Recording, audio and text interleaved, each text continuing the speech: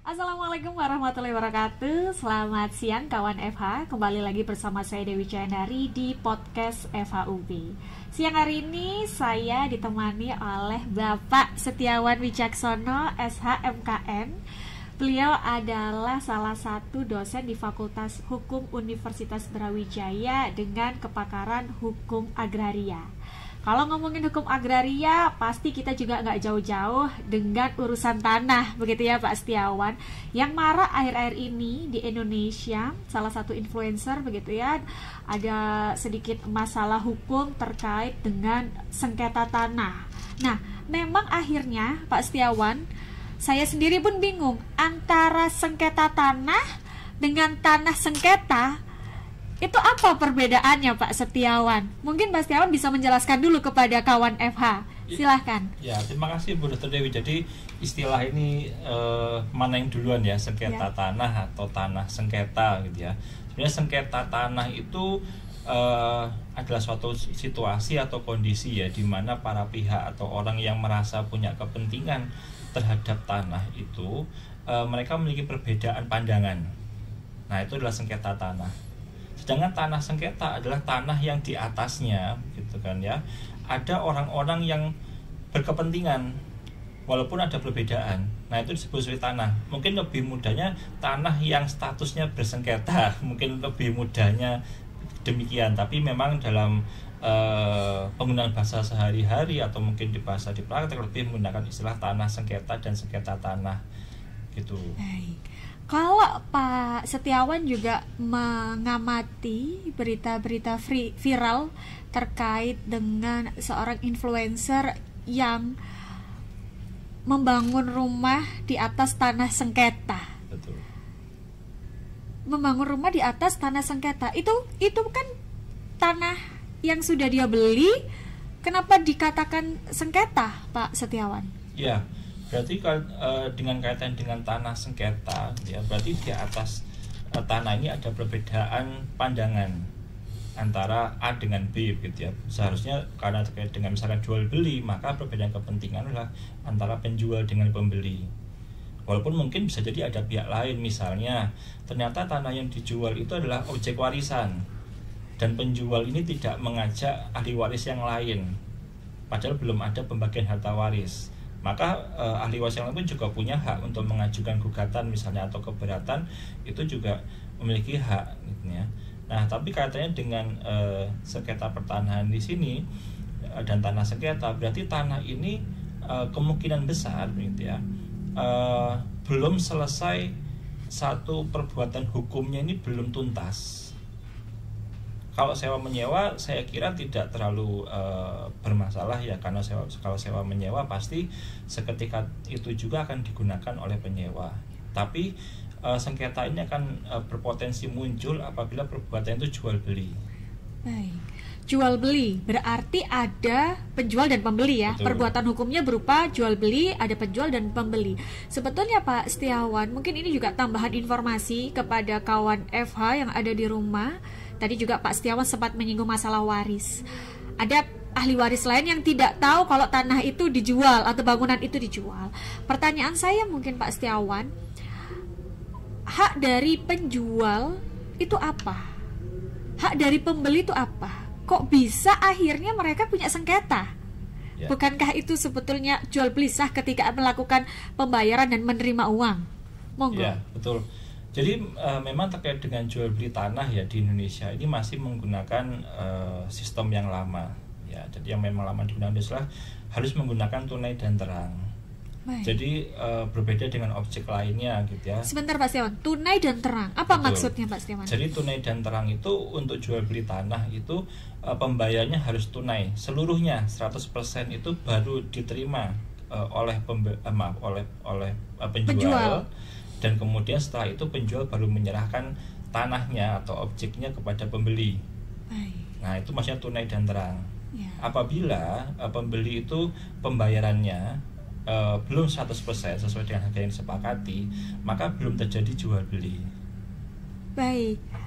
Sebelum Pak Setiawan menerangkan, berarti kalau ada istilah DP, ini udah tak DP nih. Betul.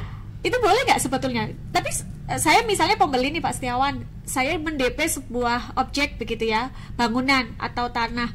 Nah kemudian saya kuasai itu, saya bangun di atasnya sebuah bangunan, tapi DP aja dulu, itu berarti belum boleh? Belum boleh, secara hukum belum boleh.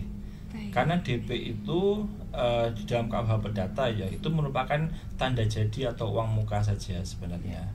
Nah uang muka ini bukan merupakan pembayaran yang utuh, yang tunai dan terang tadi ya? Bukan. Walaupun memang dalam prakteknya begitu ya, perumahan misalnya begitu, seringkali kemudian apabila ada uang muka tadi dan kemudian dilanjutkan ke jual beli, maka uang muka itu akan dianggap sebagai salah satu pembayaran atau cicilan.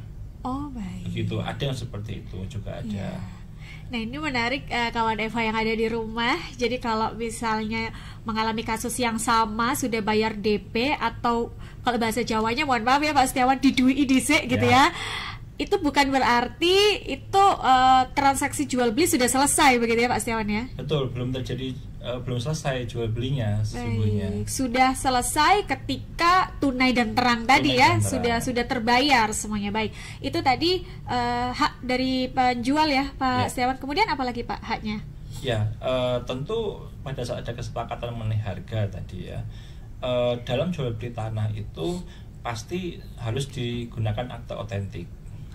Ya, jadi akta otentik itu nanti jual belinya dengan menggunakan akta jual beli di hadapan PPAT. Nah, tapi di PPAT ini, AJB ini atau jual beli ini hanya dapat dilakukan kalau sudah lunas seluruhnya. Nah, terus pertanyaannya bagaimana kalau tadi belum lunas? Apa yang bisa mengikat kedua belah pihak? Apakah cukup hanya dengan perkataan lisan saja begitu kan ya? Sebenarnya hukum sudah memberikan cara. Jadi ada namanya kadang aktenya ada yang berbeda-beda ya. Tapi kalau bahasanya perjanjian pengikatan jual beli. Jadi ini bagi penjual dan pembeli tanah gitu ya, yang mereka tahu bahwa pembayarannya tidak langsung sekaligus satu kali gitu, tapi masih dengan cara mencicil, itu akan dibuat perjanjian pengikatan jual beli dahulu. Nah nanti di perjanjian itu akan ada kesepakatan harga objeknya berapa, kemudian cicilannya berapa kali, dan nominal cicilannya berapa.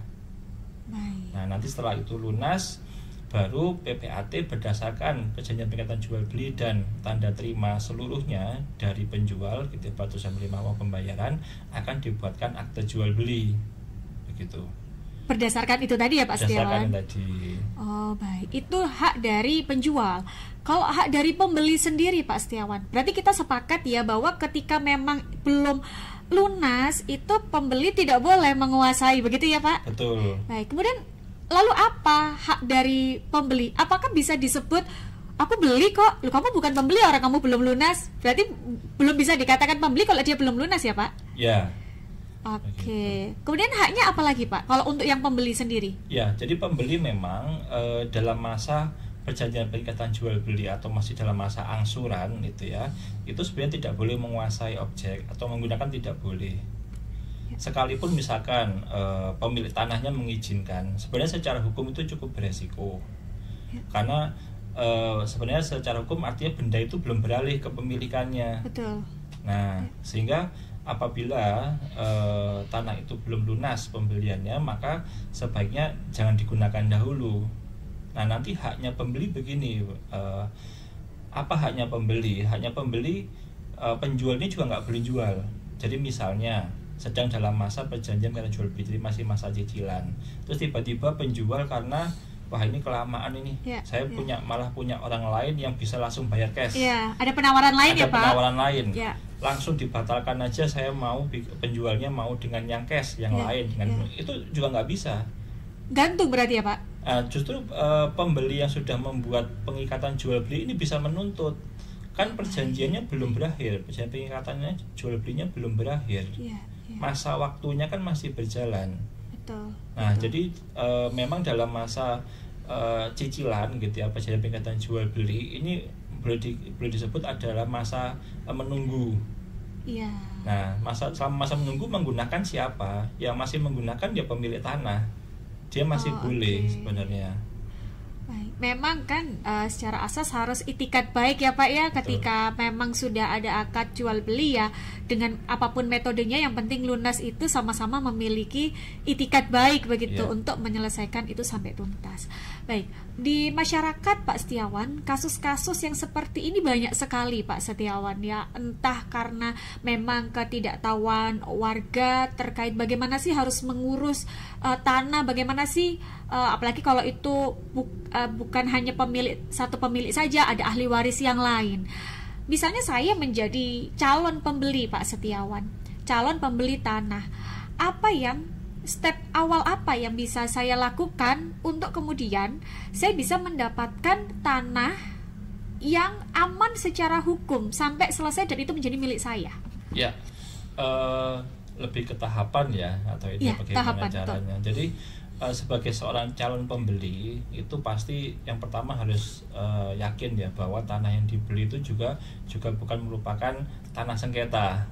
Caranya bagaimana Pak Setiawan? Nah, caranya adalah memang harus melakukan pemeriksaan atau pengecekan di ATR BPN, di kantor-kantor pertanah setempat. Itu dilihat, bisa ditanyakan gitu, apakah terhadap tanah yang letaknya di sini gitu kan, mungkin atas nama ini itu statusnya biasanya kita namanya bersih gitu ya. Kalau bersih berarti di atas itu tidak ada gugatan, tidak ada orang keberatan dan sebagainya. Nah, itu bisa dibilang aman. Gitu. Jadi, nah setelah itu kalau itu aman barulah boleh masuk tahap selanjutnya, negosiasi harga. Nah, kalau negosiasi harganya sudah ada kesepakatan, ini juga termasuk pajak ya sebenarnya, karena sekarang jual beli tanah kalau pajak nggak dilunasi nggak bisa. Ini tambahan informasi juga untuk kawan Eva. Jadi bukan hanya harga Anda kasih harga berapa, termasuk pajaknya juga harus menjadi hitung-hitungan ya Pak Setiawan ya. Baik. Kemudian Pak Setiawan? Nah, jadi kalau nggak ada pajaknya, PPAT notanya juga punya hak untuk memberhentikan dulu sebentar.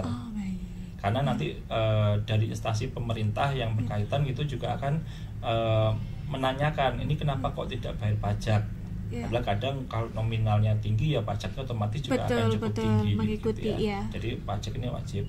Nah, kalau sudah ada kesepakatan mengenai itu semua, tadi kalau memang pembayarannya dengan cicilan terlebih dahulu pakai perjanjian pengikatan jual beli. Kalau perjanjian pengikatan jual beli, apakah harus ke kantor notaris Pak Setiawan? Harus ke kantor notaris, karena memang aturannya di undang-undang demikian. Perjanjian pengikatan jual beli itu hanya bisa dibuat oleh notaris. Gitu. Kemudian? Nah, nanti setelah itu kalau cicilan ini sudah lunas, maka akan diteruskan atau dibahasakan dalam praktek kadang ditingkatkan gitu ya ke AJB atau jual beli. Akte jual beli ini yang dibuat oleh PPAT. Atau tadi langsung karena memang uangnya sudah ada, tersedia seluruhnya, artinya sekali bayar lunas, maka langsung dibuatkan AJB. Itu juga bisa. Itu juga bisa.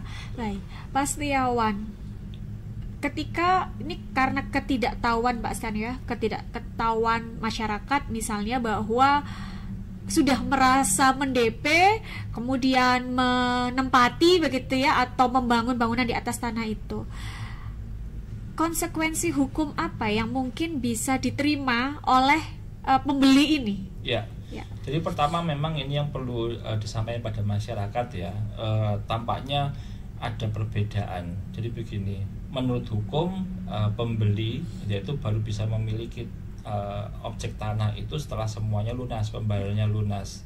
Tapi memang kadang di masyarakat tuh tampaknya saya juga melihat begitu sudah mendp dianggap sudah punya hak. Betul, ya. Walaupun hanya dengan transfer saja gitu kan ya, tidak ada putih hitam di atas putih apapun gitu kan ya, merasa kita kan sudah punya kesepakatan, kenapa kok seperti itu jadinya. Nah, ini sebenarnya harus dihindari. Jadi tetap harus dilakukan sesuai dengan prosedur hukumnya. Nah, kemudian tadi bagaimana kemudian dengan haknya pembeli gitu kan ya. Dan misalnya ketika sudah ditempati, akibat hukum apa nih yang mungkin bisa menimpa pembeli ini? Dia merasa sudah membayar DP, dia bangun rumah. Nah, ini bisa diapakan nih pembelinya kalau seperti ini? Ya, karena sebenarnya kembali ke konsep peralihan benda ya. Karena kepemilikannya itu belum beralih gitu ya. Jadi artinya pemilik benda awal atau namanya adalah penjual. itu berhak melakukan upaya hukum terhadap pembeli ini. Upaya hukum seperti apa misalnya? Gugatan atau seperti apa? Betul, gugatan bisa, atau mungkin dengan cara damai terlebih dahulu, peringatan, negosiasi misalnya, itu juga bisa. Gitu. Menarik sekali. Kemudian Pak Setiawan, misalnya tadi Pak Setiawan sempat menyinggung terkait penjual yang nampaknya hanya satu, tapi sebetulnya tanah itu adalah tanah warisan yang belum dibagi. Ya. Bagaimana dari sudut pandang pembeli ini? Apakah perlu menanyakan kepada penjual bahwa ini apakah tanah yang memang bukan warisan atau memang ini tanah Anda? Apakah pembeli harus menanyakan itu, Pak Setiawan? Ya. Sebenarnya mungkin agak mungkin karena di masyarakat agak sungkan menanyakan sesuatu hal yang pribadi, sensitif begitu kan ya. Tapi sebenarnya itu perlu. Bahkan kalau misalkan seorang notaris atau PPAT menghadapi jual beli tanah, itu juga akan menanyakan dahulu apakah benar nih sertifikatnya atas nama yang menghadap. Kemudian apakah tanah ini sedang dijaminkan, misalnya apakah juga sedang dalam status sebagai objek waris. Itu sebagai kehati-hatian. Nah, sebenarnya masyarakat pun itu juga tidak perlu takut sebenarnya, karena nanti kalau sudah masalah gitu kan ya, seperti digugat oleh ahli waris lain gitu ya, pasti kan ya mau tidak mau berbicara ke pengadilan misalkan, nanti ada biaya. Ya mohon maaf, mungkin DP-nya masih 5 juta, biaya ke pengadilannya lebih dari mahal. itu. Iya, betul-betul. Artinya memang pihak calon pembeli ini memang harus berhati-hati mengecek ulang, begitu ya Pak Setiawan. Betul. Mengecek ulang di ATR BPN, kemudian kalau memang berlanjut memang memastikan ini bukan tanah sengketa, begitu ya mungkin Pak Setiawan. Baik, terakhir untuk kawan FH yang ada di rumah, Pak Setiawan, pesan-pesan apa yang bisa Pak Setiawan berikan agar kemudian kejadian-kejadian seperti menempati tanah yang bukan miliknya dan lain sebagainya itu bisa berkurang? Monggo. Ya, memang kewaspadaan dan kehati-hatian dari pembeli ini perlu ditingkatkan ya. Sebenarnya sih saya rasa kalau dengan media sosial sekarang hari ini itu bisa menjadi salah satu sarana juga bagi masyarakat untuk mencari tahu setidaknya awalnya saya harus mulai dari mana, begitu kan. Cukup banyak, bahkan saya lihat dari Kementerian Pertanahan sendiri atau ATR BPN sendiri pun juga banyak mengeluarkan video-video singkat misalnya.